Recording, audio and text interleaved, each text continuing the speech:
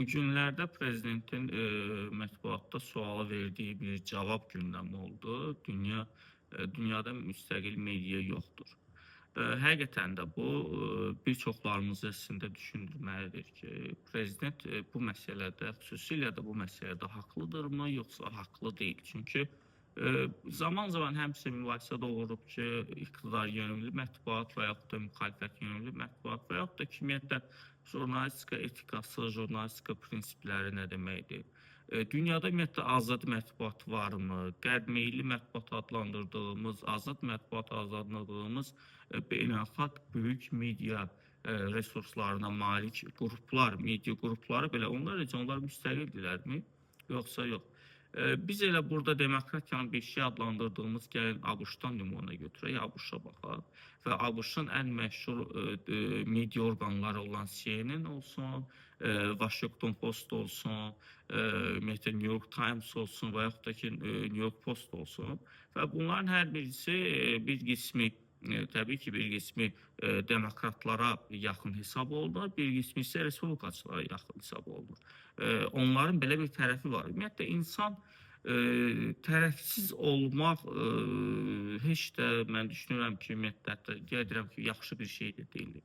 Əgər insan yaşayırsa, insan düşünürsə, təbii ki, onun bir tərəfi var. Və bu tərəf ideoloji tərəflər də ola bilər. Bu tərəf sadəcə siyasi maraq kontekstində tərəf kimi çıxış edə bilərsən.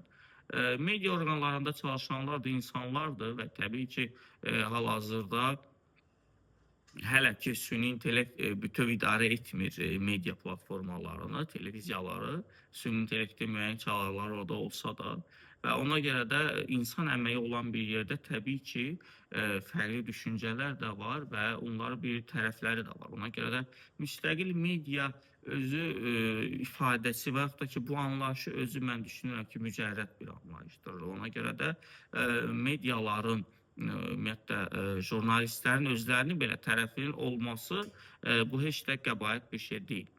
Təbii ki, Azərbaycanda da bugün biz yandaş media adlandırırıq. Bir çox YouTube kanallarını, ümumiyyətlə, televiziyalarımızdan mən hələ danışmıram və yaxud da ki, bu dəqiqə internet saytları olsun. Mütləq əksəriyyəti demək olar ki, hökumətin nəzarətində olan, hökumətin bəlli qruplarını və yaxud da ki, müxtəlif qruplarına xidmət edən qrup bir növ bir media orqanlarıdır və onların hardan maliyyələşməsi, hardan təlimatların alması da aşağı-yuxarı Azərbaycanda ictimai-siyasi fəaliyyətlə məşğul olan hər bir kəsə aydındır. Və ona görə də bizdəki nəinki televiziyalar, saytların, YouTube kanalların demək olar ki, hər biri və hamısı müstəqil deyil. Onların mütləq əksəriyyəti elə hökumətin özünün kurasiyasında olan, hökumətin özünün nəzarətində olan media orqanlarıdır. Və ona görə də bugün cənab prezidentin dediyi o dünyada müstəqil media yoxdur, müstəqil mətbuat yoxdur ifadəsi çox da mən doğru hesab edirəm bir tərəfdən yanaşanda. Və bu təbii ki, cənab prezidentin bu dediyi həm də real televiziyasına şamil olunur, həm ictimai televiziyaya şamil olunur, həm Azərbaycan televiziyasına şamil olunur, həm Baku TV-yə şamil olunur və digər internet və yaxud da ki, elə kabel televiziyalarına. Ona görə də dünyada ümumiyyətlə bu müzakirə artıq bir növ köhnəlmiş bir müzakirə, mən bunu hesab edirəm. Aydın məsələdir ki, heç bir media orqanı, heç bir jurnalist bütövlükdə tərəfsiz ola bilməz. Amma əsas burada işin qayəsindədir. İşin qayəsi budur ki, siz xalqa, vətəndaşlara televiziyası olsun, internet televiziyası olsun, fərq etməz. Hər şeyi olduğu kimi çatdırmaq lazımdır. Xəbəri manipulyasiya etmək olmaz, insanları aldatmaq olmaz. Mən burada informasiya ötürücüləri nəzərdə tuturam. Bir siyasətçinin yalan danışması öz maraqları uğrunda bu hardasa anlaşılandır. Bir siyasətçinin pafoslu çıxışı, bir siyasətçinin yalan vədlər verməsi mütləq deyil, yalan danışıb kimisə aldatmaq. Yalan həm də yalançı vədlər deməkdir. Yalan vədlər verməsi aydındır, o bunu səs qazanmaq üçün edir, bəlli bir nöqtəyə gəlmək üçün edir və seçki institutu inkişaf etmiş ölkələrdə ikinci dəfə artıq həmin şəxsi seçmirlər ki, sən verdiyin vədləri yerinə yetirmədin və yaxud da ki, sən bu məsələlərdə saxtakarlığa getmişdin, xalqa yalan danışmışdın. Amma jurnalistikada, media orqanlarında isə bu seçim yoxdur. Media orqanları sənin bir tərəfin ola bilər. Sən bu tərəfi müəyyən mənada hadisələrə yanaşmanda göstərə bilərsən. Amma xəbərin hazırlanmasında, amma xəbərin təqdim edilməsində artıq peşəkarlıq önə çəkilməlidir. Artıq burada jurnalistika etikası artıq burada bir sərhəd rolunu oynamalıdır. Və sənin düşüncələrin, sənin fikirlərin, sənin hadisələrə yanaşmanın məntiqi sonluğu gedib seçkidə səs verəcəyin və yaxud da dəstəkləyəcəyin seçki qutusundakı bülletində olmalıdır. İnformasiya məkanında və yaxud da ki, televiziya önündə yox. Amma Azərbaycanda biz bugün nə görürük? Amma Azərbaycan televiziyalarında, Azərbaycan telekanallarında, hətta internet saytlarında biz açıq-aşkar hökumətin propagandasını görürük. Bu artıq tərəfli və tərəfsiz mediadan tamamilə başqa bir mövzuya keçir. Bu artıq həmin o telekanalların xalqın fikrini formalaşmasında, xalqın şuuraltısına təsir etməsində, informasiya bolluğu yaratmaqla insanlara daha çox informasiyalı, mənasız informasiyaları ötürməklə lazımlı informasiyalar onların diqqətini yayındırmağa yönəlir. Təbii ki, bunun alt siyasəti çox, ümumiyyətlə çox qəlizdir.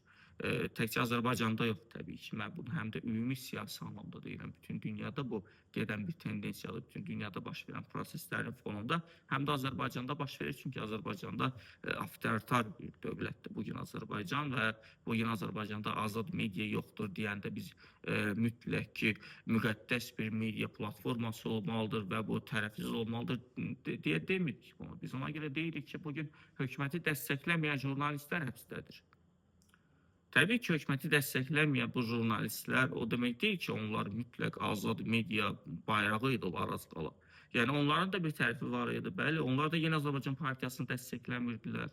Fərqi yoxdur. Onlar indi mənim üzv olduğum partiyanı dəstəkləyirdilər və yaxud da başqa bir partiyanı. Amma fakt budur ki, bəli, onların da bir tərəfi var idi. Amma onlar niyə həbsdədir? Onlar bugün tərəfli olduqlarına görə yox. Onlar sadəcə bu hökuməti dəstəkləmədiklərinə görə həbsdə idilər. Necə ki, bugün Azərbaycan ən tanınmış jurnalistlərindən olan məsələn Mir Şahin ağayı açıq-aşkar tərəfli insandır, tərəfli jurnalistdir və onun rəhbəri olduğu media orqanı da açıq-aşkar tərəfkeşdir və Mir Şahin təbii ki, azadlıqdadır, tək azadlıqda olsun elə, efirlərə çıxır, proqramları davam etdirir və propagandası da davam etdirir. Ona görə də bugün Azərbaycanda müstəqil media varmı, yoxmu? Ümumiyyətlə, dünyada müstəqil media varmı, yoxmu? Müzakirəsi məncə artıq bitib, bu köhnəlmiş bir müzakirədir. Biz suallara cavab verməliyik ki, niyə Azərbaycanda jurnalistlər həbsdədir? Niyə Azərbaycanda bu hökuməti tənqid edən, bu hökumətin siyasətini dəstəkləməyən gənclər həbsdədir? Baxın, bunlardan danışmaq lazımdır. Bunları ictimailəşdirmək lazımdır. Bunları biz insanlarımıza çatdırmalıyıq və hökumət də artıq əməli addımlar atmalıdır.